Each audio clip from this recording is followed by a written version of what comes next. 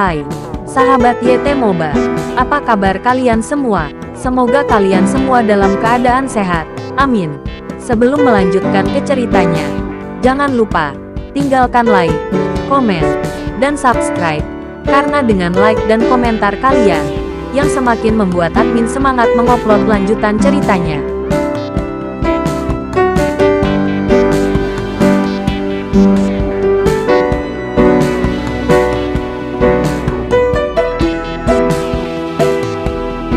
Episode 516. Kisah Ariel, anak bos besar yang berpura-pura culun. Berapa banyak tempat yang pernah Anda kunjungi di pusat bumi? Tidak termasuk area B. Seberapa besar pusat bumi? Ariel bertanya kepada wanita itu. Dia berbaring di tempat tidur dan tidak menanggapi sama sekali. Jelas tidak mungkin untuk dengan mudah membuka mulutnya. Ariel telah mengharapkan ini. Dan melanjutkan, saya tahu masalah ini akan mengancam hidup Anda. Jadi mengapa Anda bersedia memberi tahu saya? Dia masih tidak berbicara. Tetapi pergi, pakaiannya. Ariel melihatnya. Hatinya tenang. Dan dia tidak peduli dengan wanita selain Kaori. Dia tidak akan memiliki lamunan sedikit pun. Bahkan jika dia meliriknya, dia akan merasa bersalah. Selama kamu mau memberitahuku, mungkin aku akan membawamu keluar dari sini di masa depan. Ariel membuang umpannya. Meskipun mungkin tidak efektif untuknya, tidak ada salahnya mencoba. Pada saat ini, dia duduk, membuka mulutnya, dan menggelengkan kepalanya. Ariel mengerutkan kening setelah melihat tindakan ini. Mungkinkah itu? Bisakah dia tidak berbicara sama sekali? Kamu tidak bisa bicara, Ariel bertanya. Ketika dia mengangguk, Ariel tersenyum tak berdaya. Jantung bumi benar-benar cukup berhati-hati untuk membuat wanita ini kehilangan kemampuan berbicara. Istirahat. Seseorang harus membawamu pergi besok. Setelah Ariel selesai berbicara, berbaringlah di tanah dan beri dia tempat tidur. Dia tampak bingung dan sedikit mengernyit.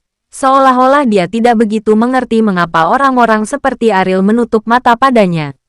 Aku punya istri dan sangat mencintainya. Jadi aku tidak akan tertarik pada wanita lain, kata Ariel enteng. Dia tersenyum dan mengenakan pakaiannya. Keesokan harinya, sebelum waktu pengarahan, seseorang datang dan membawa wanita itu pergi. Dan Ariel tampaknya telah kehilangan kualifikasi untuk pengarahan lagi.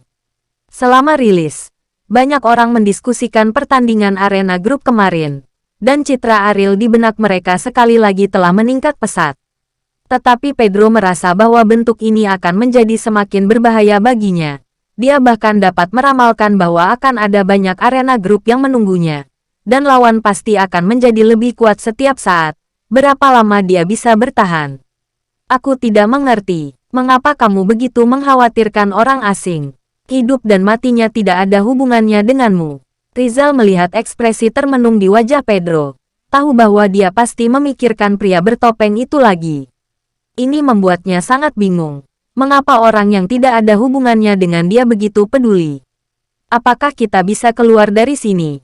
Dia memiliki dampak yang sangat besar, kata Pedro. Bagaimana mengatakannya? Apa hubungannya dengan dia jika kita pergi? Rizal berkata dengan suara rendah. Dia masih lebih peduli dengan masalah ini. Bagaimanapun, ini tentang kebebasan Anda sendiri. Kamu tidak perlu tahu, Pedro berkata dengan dingin. Rizal hanyalah pemancar sinyal. Cepat atau lambat dia akan mati.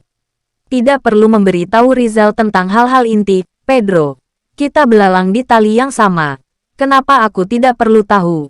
Jika kamu punya masalah, aku bisa membantumu menemukan solusinya, kata Rizal. Pedro memandang Rizal dengan jijik, berharap orang ini menemukan cara. Dia mungkin juga tinggal di sini dan menunggu untuk mati.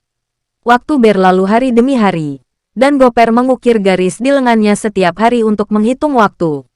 Dalam sekejap mata, 3 bulan telah berlalu, dan selama 3 bulan ini, pria bertopeng tidak pernah muncul lagi, dan beberapa orang bahkan dikabarkan bahwa dia diam-diam dibunuh oleh pusat bumi. Hal ini membuat Pedro sangat khawatir. Jika rumor tersebut benar-benar keluar, kesulitan yang dia hadapi sekarang akan berlanjut selamanya. Dan bahkan ketika dia meninggal karena usia tua, dia tidak akan dapat memikirkan cara untuk meninggalkan pusat bumi. Kota awan. Di jalan berangin yang dingin, semua orang terbungkus jaket, dan kabut tebal menutupi seluruh kota dengan gaun perak. Lusinan mobil diparkir di depan villa di lereng gunung, dipimpin oleh Bimo, menunggu dengan tenang di depan pintu. Saat pintu villa terbuka, Kauti keluar dengan senyum di wajahnya. Mengenakan jaket empuk, dia terlihat sedikit kembung, terutama perutnya yang sangat mencolok.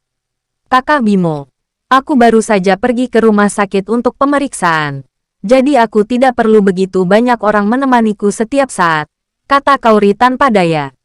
Ekspresi Bimo sangat serius, dan dia berkata, itu terlalu banyak. Saya belum memanggil semua orang ke sini. Ini masalah besar bagi Anda untuk pergi dan memeriksa. Sebelum Ariel pergi, saya berjanji kepadanya bahwa saya akan menjaga kamu dengan baik. Masalah yang sangat besar. Jika terjadi kesalahan, bagaimana saya akan menjelaskannya ketika dia kembali di masa depan? Ketika Bimo mendengar berita bahwa Kauri hamil, dia tidak bisa melupakannya selama seminggu. Dia tidak berharap Ariel pergi, masih meninggalkan blockbuster seperti itu. Pria itu pergi ke pusat bumi. Masih belum diketahui apakah dia bisa kembali. Dan Kauri sedang mengandung anaknya. Mungkin jika dia tahu tentang itu, dia tidak akan pergi. Kamu tidak boleh melakukan hal semacam ini. Aku hanya orang biasa. Aku tidak ingin menjadi istimewa. Kauri berkata dengan cepat. Dia tahu siapa Bimo. Dan dia pasti bisa mengatakan apa yang dia katakan. Kamu bukan orang biasa. Kamu istri Ariel dan mengandung anak Ariel. Kamu adalah naga dan burung phoenix di antara manusia. Bagaimana kamu bisa menjadi orang biasa? Kata Bimo. Kauri menghela nafas, mengenai kegigihan Bimo. Dia tahu bahwa apapun yang dia katakan, itu tidak berguna. Tetapi ini juga menunjukkan betapa Bimo mementingkan Ariel. Apa yang masih kamu lakukan dalam keadaan linglung? Kamu tidak membantu saudaramu masuk ke dalam mobil. Bimo berkata kepada Rehan dengan dingin. Rehan bergegas maju, seperti seorang Kasim kecil, dengan hati-hati memegang tangan Kauri. Tentu saja, ini adalah saat Kauri mengenakan banyak pakaian. Dia benar-benar tidak berani melakukan kontak seperti itu. Setelah Kauri masuk ke dalam mobil, konvoi melaju menuju rumah sakit nomor 1 di kota. Setiap kali Kauri memeriksa, pasti akan menimbulkan keributan besar di seluruh rumah sakit.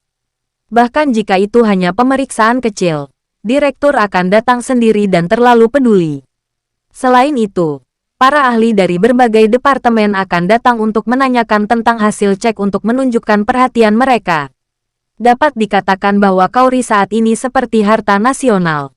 Kemanapun dia pergi, ada sekelompok besar orang yang melindunginya. Dan sekelompok besar orang menyambutnya dengan hati-hati. Setelah pemeriksaan selesai dan semuanya berjalan dengan baik, Bimo menyeka keringat dingin dari alisnya, sebelum melepaskan nafasnya perlahan. Ini adalah kondisi mental yang akan dimiliki Kairi setiap kali dia memeriksa Bimo. Karena Ariel tidak ada, dia harus menjaga ibu dan anak itu dengan baik. Jika ada kesalahan, dia tidak akan bisa memaafkan dirinya sendiri.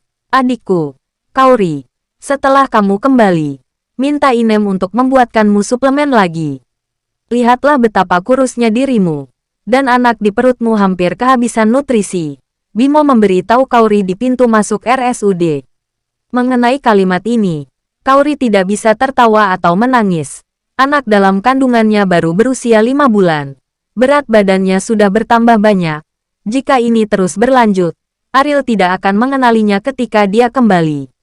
Kakak Bimo, caramu berbicara melawan hati nuranimu sangat jantan, canda Kauri.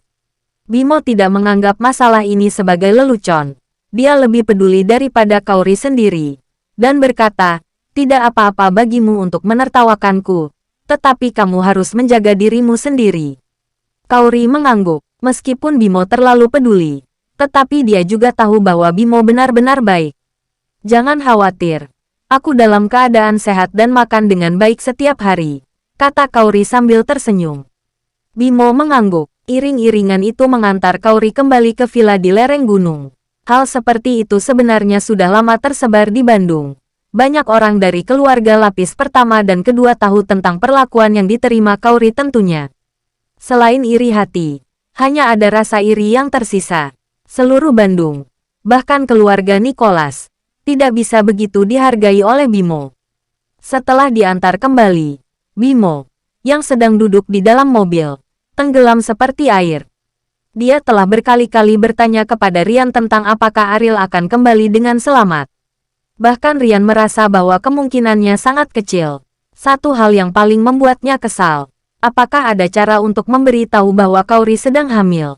Dia pasti lebih termotivasi ketika mengetahui hal ini, kata Bimo pada dirinya sendiri. Rehan di samping tidak berani campur tangan. Bimo akan sangat serius setiap kali dia berbicara tentang Ariel. Begitu dia mengatakan sesuatu yang salah, akhirnya akan menyedihkan. Pergi ke ring tinju, kata Bimo pada Rehan. Ya, Rehan segera mengubah rutenya dan menuju ring tinju. Bersambung.